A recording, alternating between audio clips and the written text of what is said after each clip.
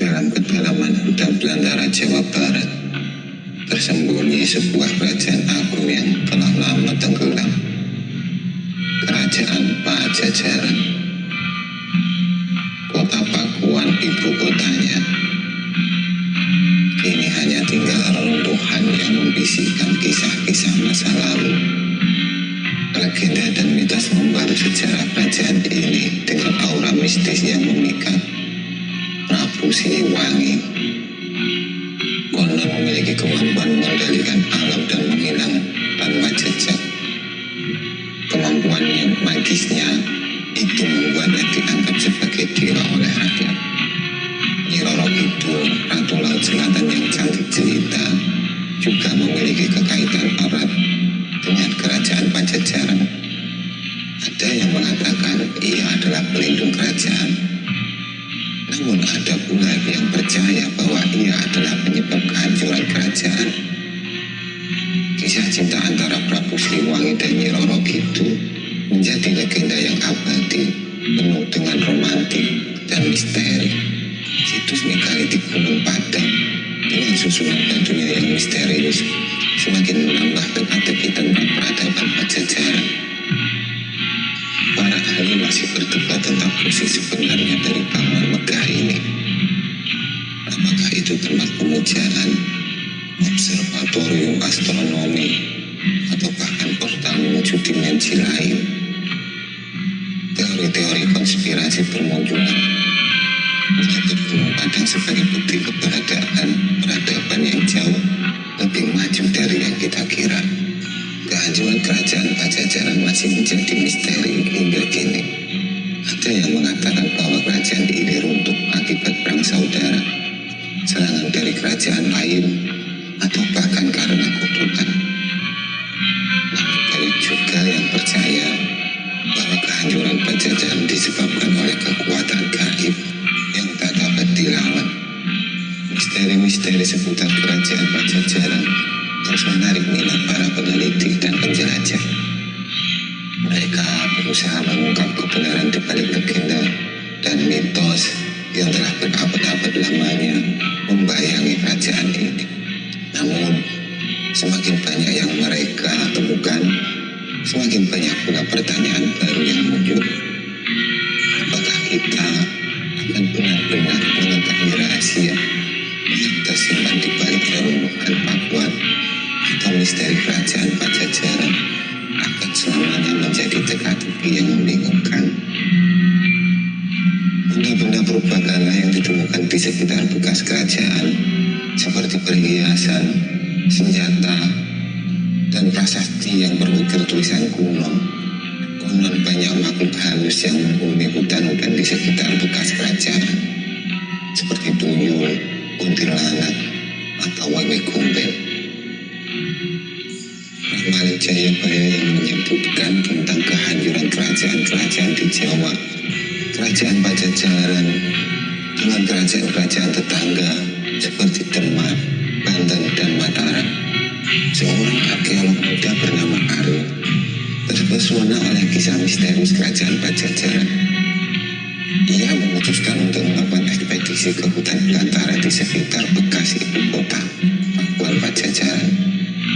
Dengan bekal pengetahuan sejarah dan kepercayaan pada kekuatan supranatural, Arya memulai petualangannya.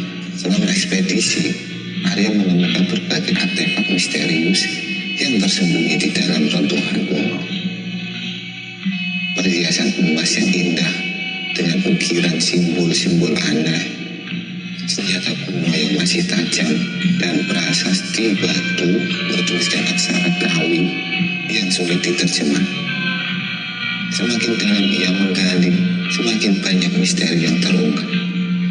Arya juga mendengar cerita dari penduduk setempat tentang keberadaan makhluk halus yang menghuni hutan-hutan di sekitar bekas kerajaan.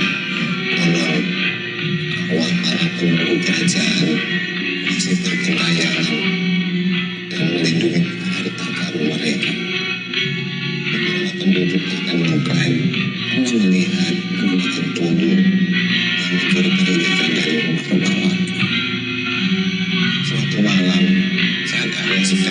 Ki Prasasti kuno tiba-tiba merasakan hawa dingin yang menusuk.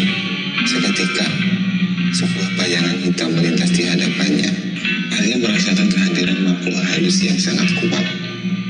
Dengan keberanian yang besar, ia mencoba berkomunikasi dengan makhluk tersebut. Wahai penghuni hutan ini, aku datang dengan niat baik. Aku hanya ingin mempelajari sejarah dan budaya leluhur kita. Begitulah ucap Arya dengan suara merang. Namun makhluk halus itu tidak menjawab. Justru Arya merasakan energi semakin kuat. Dengan refleks, Arya membaca mantra perlindungan yang pernah ia pelajari dari seorang dukun. Lambat laun, hawa dingin itu mulai menghilang. Ia menduga bahwa ada sebuah rahasia besar yang tersembunyi di balik reruntuhan kerajaan yang begitu kuat. Dalam sebuah prasasti kuno, Arya menemukan petunjuk tentang sebuah harta karun yang konon menghidupkan kembali kejayaan-kejayaan kerajaan Pajajaran. Namun harta karun tersebut dijaga oleh makhluk halus yang sangat kuat. Arya menyadari bahwa ia harus memecahkan semua teka-teki yang menghadapi segala rintangan jika ingin menemukan harta karun tersebut. Prasasti kuno itu mengungkap bahwa harta karun tersebut di sebuah gua rahasia di kedalaman hutan. Gua tersebut dijaga oleh Nyi Roro Kidul, ratu penguasa laut selatan yang memiliki kekuatan magis yang dahsyat. Untuk mencapai gua, Arya harus melewati 7 rintangan yang mewakili 7 dosa manusia. Rintangan pertama, Arya harus melewati jembatan yang sangat sempit dan licin. Jika ia tergelincir, ia akan jatuh ke jurang yang dalam. Jembatan ini melambangkan kebanggaan yang dapat membuat seseorang terjatuh dan hancur. Dengan tekad yang kuat, Arya berhasil melewati jembatan tersebut. Rintangan kedua tentang kemarahan. Arya bertemu dengan seekor harimau putih yang sangat marah. Harimau itu adalah penjelmaan dari amarah yang dapat menghancurkan segala sesuatu. Arya harus menenangkan harimau tersebut dengan kata-kata bijak dan ketulusan hatinya. Rintangan ketiga tentang keserakahan. Arya menemukan sebuah ruangan penuh dengan emas dan permata. Namun, di tengah ruangan itu terdapat sebuah jebakan. Jika ia mengambil harta itu, jebakan akan aktif dan menimpa dirinya. Arya menyadari bahwa harta tidak akan membawa kebahagiaan yang sejati. Lanjut rintangan keempat tentang kebohongan.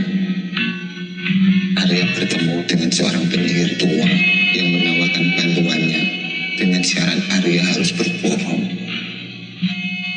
Lalu Arya pun menolak tawaran tersebut karena ia tahu bahwa kebohongan akan membawa malapetaka. Rintangan kelima tentang kemalasan. Arya harus mendaki sebuah gunung yang sangat tinggi. Perjalanan ia sangat melelahkan, namun Arya tidak menyerah. Ia terus berusaha sampai akhirnya ia mencapai puncak gunung. Rintangan keenam tentang nafsu. Arya menemukan sebuah kolam yang airnya sangat jernih. Namun, di balik air kolam itu memiliki kekuatan magis yang dapat membuat siapa saja yang menemuinya menjadi sangat nafsu. Namun, air kolam itu memiliki kekuatan magis yang dapat membuat siapa saja yang meminumnya menjadi sangat nafsu. Arya pun berhasil menahan godaan tersebut. Lanjut, rintangan ketujuh tentang iri hati. Arya bertemu dengan seorang pemuda yang memiliki segala sesuatu yang ia inginkan. Arya merasa iri pada pemuda tersebut. Namun, ia segera menyadari bahwa iri hati hanya akan membawa kesengsaraan. Pertemuan dengan Nyi Roro itu, setelah melewati semua rintangan, Arya akhirnya sampai di depan gua rahasia. Di dalam gua, ia bertemu dengan Nyi Roro Kidul. Ratu Laut Selatan itu menguji keberanian dan ketulusan hati Arya. Hanya orang yang murni hatinya yang berhak mendapat harta karun ini, kata Nyi Roro Kidul. Arya membuktikan bahwa ia layak mendapatkan harta karun tersebut. Nyi Roro Kidul kemudian memberikan sebuah kotak kuno kepada Arya.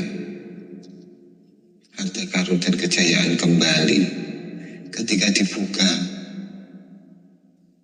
kotak kuno itu mengeluarkan cahaya yang sangat terang. Cahaya itu menyinari seluruh hutan dan membuat tanaman-tanaman tumbuh subur. Ternyata harta karun yang sebenarnya bukanlah emas atau permata, melainkan sebuah pusaka yang memiliki kekuatan untuk menyuburkan tanah dan menyatukan hati manusia. Dengan pusaka itu, Arya berhasil menghidupkan kembali kejayaan kerajaan Pajajaran. Rakyat hidup makmur dan damai. Arya menjadi raja yang bijaksana dan adil.